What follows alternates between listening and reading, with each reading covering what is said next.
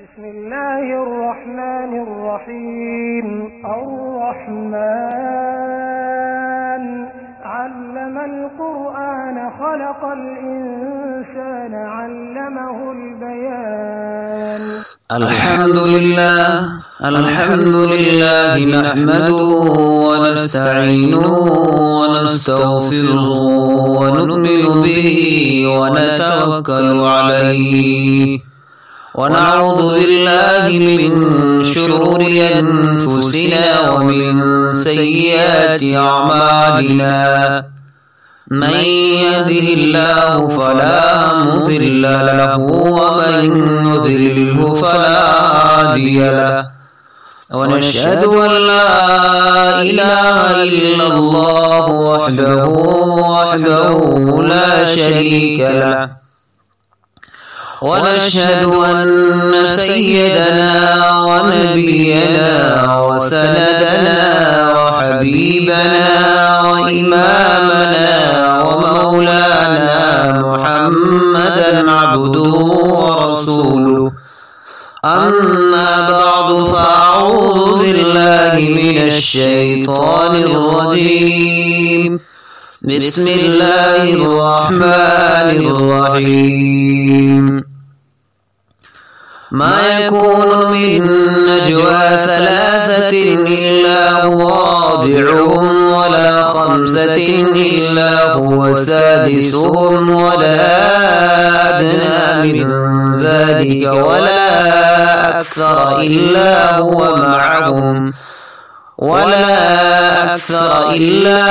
معهم أينما كانوا ثم ينبئهم بما عملوا يوم القيامة. إن الله على كل شيء قدير. صدق الله العظيم. يا رب صلوا وسلم دائما أبدا على حبيبك خير الخلق كلهم. والحبيب الذي ترجى شفاعته لكل حول من الأحوال مقتحمين. محترم بزرگوں اور دوستو، یہ اللہ تبارک و تعالیٰ کا بڑا احسان ہے کہ اس نے ہم لوگوں کو دین کی نسبت سے یہاں پر بیٹھنے اور جمع ہونے کی توفیق عطا فرمائی. دعا کیجیے کہ اللہ تعالیٰ ہمارے جمع ہونے کو قبول فرمائے اور ہم سب کے لیے اس کو آخرت میں نجات کا ذریعہ بنائے. حضرات گرامی،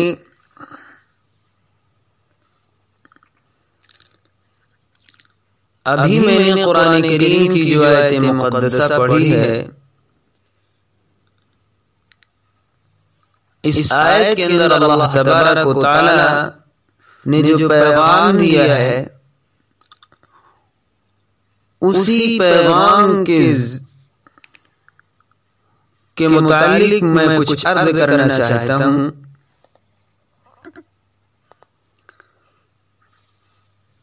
در حقیقت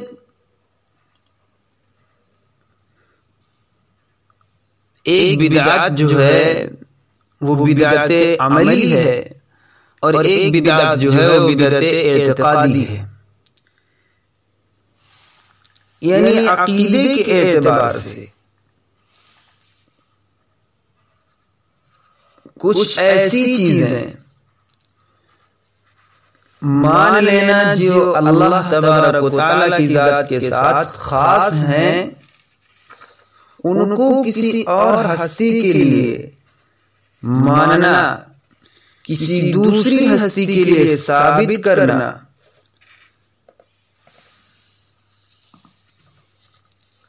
تو یہ بدعت اعتقادی کہلاتی ہیں، جو آپ صلی اللہ علیہ وسلم سے اور آپ کے صحابہ سے اور سلف صالحین وغیرہ سے ثابت نہ ہوں. ایسے عقیدے کو رکھنا یہ بدعت اعتقادی کہلاتا ہے.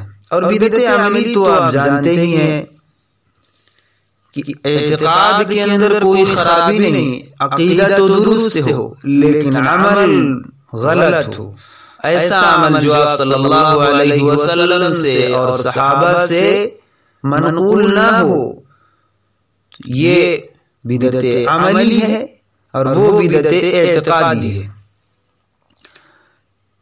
جیسے مثال کے طور پر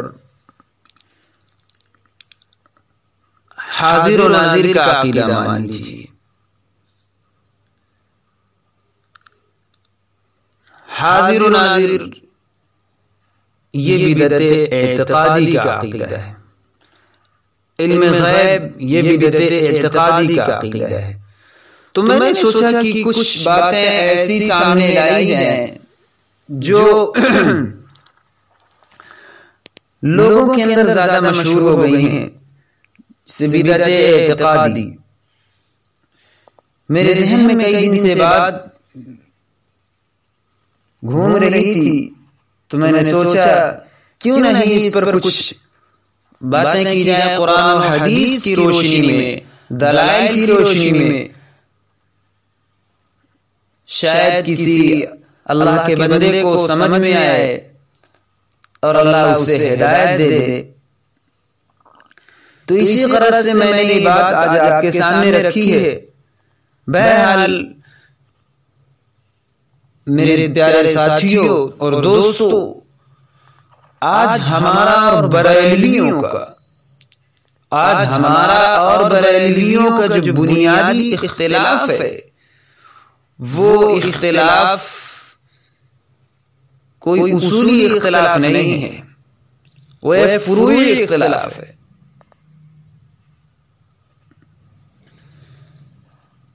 اور وہ صرف انہی چار باتوں کے اندر ہے، یعنی اہل سنت والجماعت، یعنی علماء دیوبند کا، اور اہل بدعت والخرافات یعنی اہل بدعت کا، اہل بریلوی کا جو اختلاف ہے وہ صرف انہی چار باتوں کے اندر ہے۔ وہ چار باتیں کیا ہیں؟ پہلے مسئلہ حاضر و ناظر، مسئلہ علم غیب، مسئلہ مختار کل، مسئلہ نور بشر۔ انہی چار باتوں کے اندر اختلاف ہے۔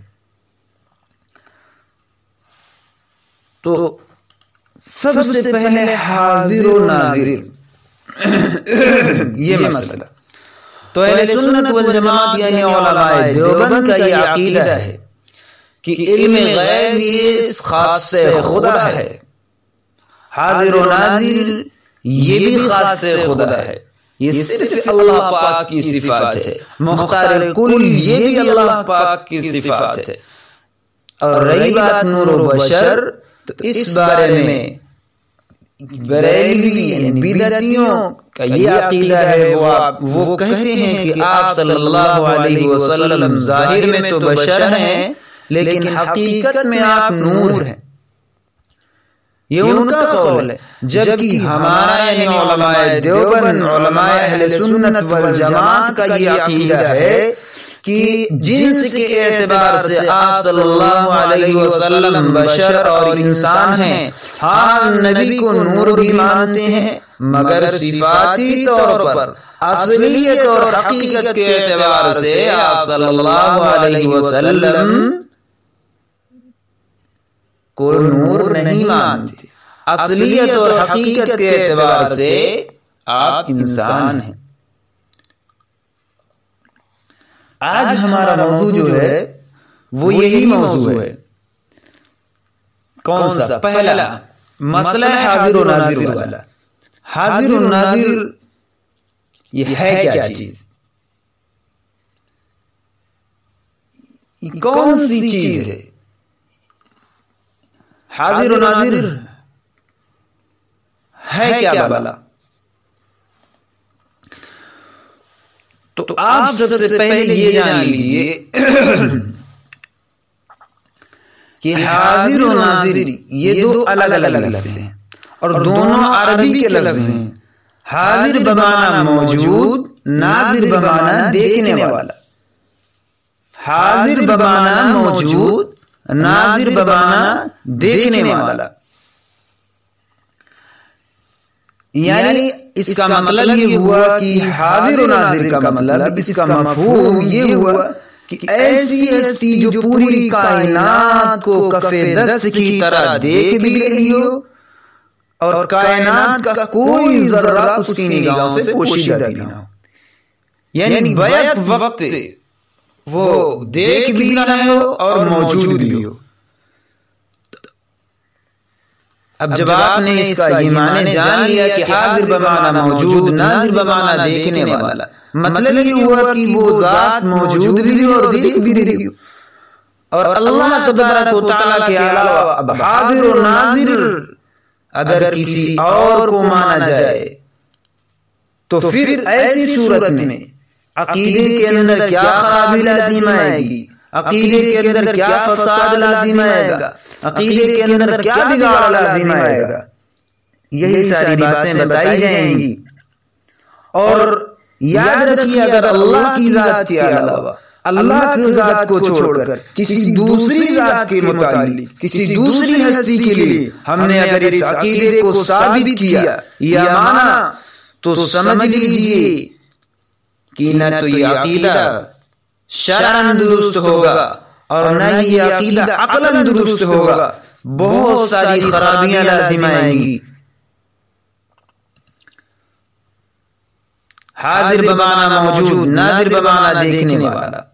اب آپ نے جب یہ مطلب جان لیا ہے تو اب سمجھیے کہ حاضر بمعنی موجود، ناظر بمعنی دیکھنے والا، اگر ہم نے اس کو اللہ کے نبی صلی اللہ علیہ وسلم کے لیے ثابت کیا، جیسا کہ بھائی لوگ ثابت کرتے ہیں، کہتے ہیں کہ اللہ کے نبی حاضر و ناظر ہیں، تو اب یہ جان لیجئے کہ اللہ کے نبی حاضر و ناظر ہونے کا مطلب کہ نبی ہر جگہ موجود ہیں اور دیکھ بھی رہے ہیں، یعنی نبی یہاں بھی موجود، نبی وہاں بھی موجود، نبی مکے میں بھی موجود، نبی مدینے میں بھی موجود، نبی ہندوستان میں بھی موجود، پاکستان میں بھی موجود، افغانستان میں بھی موجود، ترکستان میں بھی موجود، افریقہ میں بھی موجود، امریکہ میں بھی موجود، برطانیہ میں بھی موجود، گویا نبی ہر جگہ موجود۔ اچھا آپ خود بتاؤ کہ کیا نبی یہاں موجود ہے؟ کیا نبی آپ کے پاس موجود ہے؟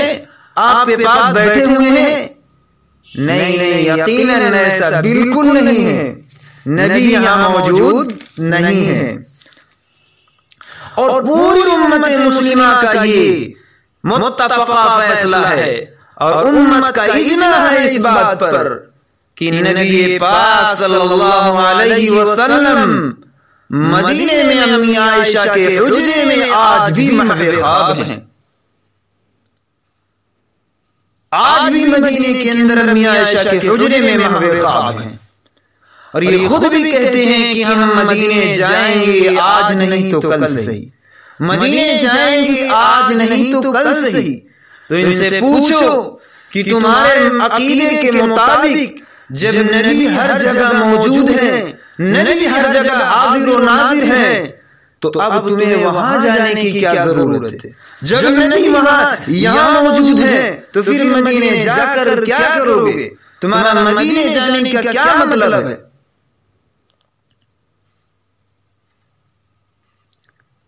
اس لیے میرے پیارے دوستو،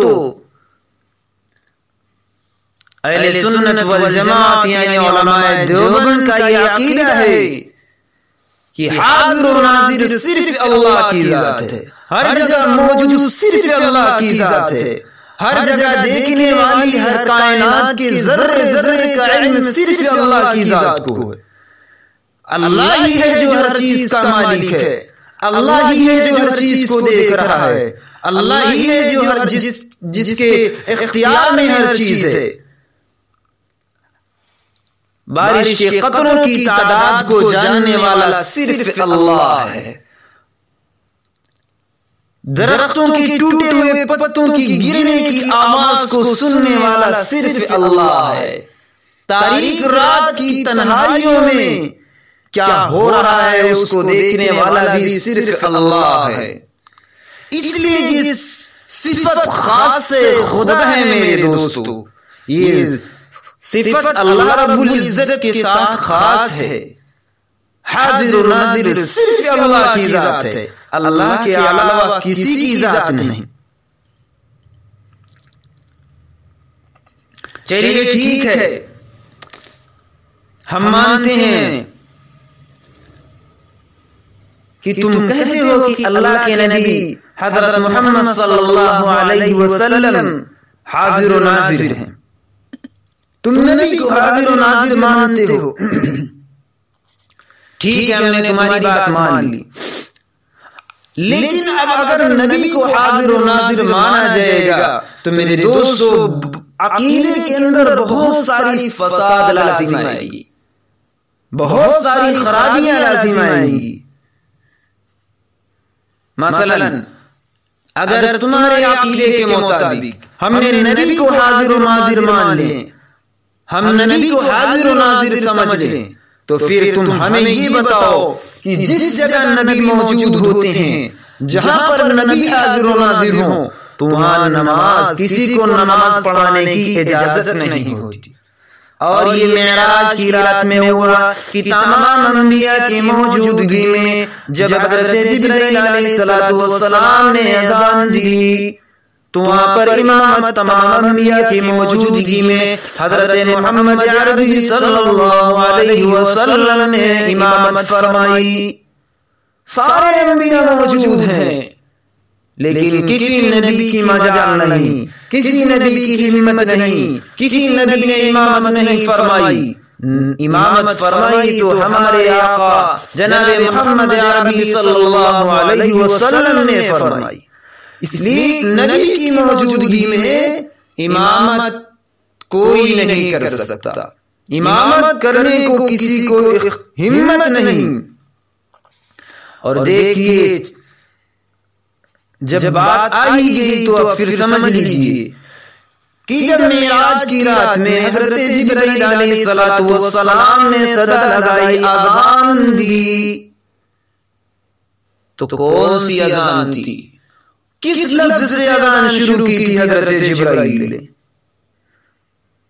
حضرت جبرائیل علیہ السلام نے اللہ اکبر کی اذان اللہ اکبر کے لفظ سے شروع کی تھی۔ اذان کے کلمات اللہ اکبر سے شروع ہوئے تھے۔ حضرت جبرائیل علیہ السلام نے جو اذان دی تھی اس رات میں وہ اللہ اکبر سے شروع ہوئی تھی۔ اور آج ہمیں گستاخ کہتے ہیں، ہمیں گستاخ کہا جاتا ہے، اور یہ کہا جاتا ہے کہ تم نبی کے گستاخ ہو، تم جبرائیل کے گستاخ ہو، اور مجھے تم بتاؤ کہ کیا ہم گستاخ ہیں یا تم گستاخ ہو؟ کیا جبرائیل نے بھی گستاخی کر دی تھی کہ جو اللہ اکبر سے شروع کر دیا الصلاۃ والصلاۃ کے بجائے؟ اور کیا وہاں پر تمام انبیاء بھول گئے تھے؟ کسی کو یاد نہیں رہا، کسی نے لقمہ نہیں دیا کہ جبرائیل تم یہ کیا کر رہے ہو، تم اللہ اکبر سے کیوں شروع کر رہے ہو، تم الصلاۃ والصلاۃ سے کیوں نہیں شروع کر رہے ہو؟ تو پتہ یہ چلا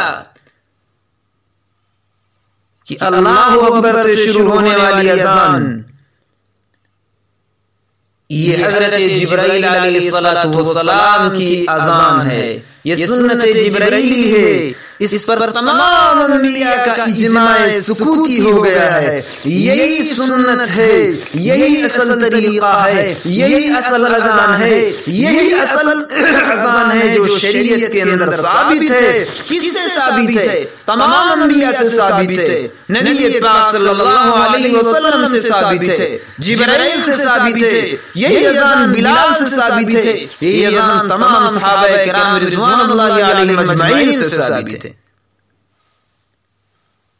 غستاخ ہم نہیں ہیں، بلکہ دیکھو تم غستاخ ہو۔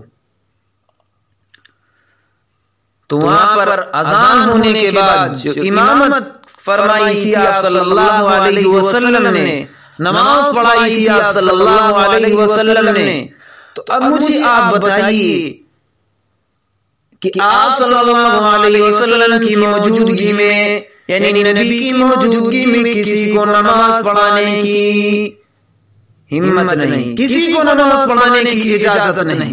اگر نبی موجود ہے تو نبی امامت فرمائیں گے، وہ امام الانبیاء ہے، امامت کے وہی مستحق ہیں۔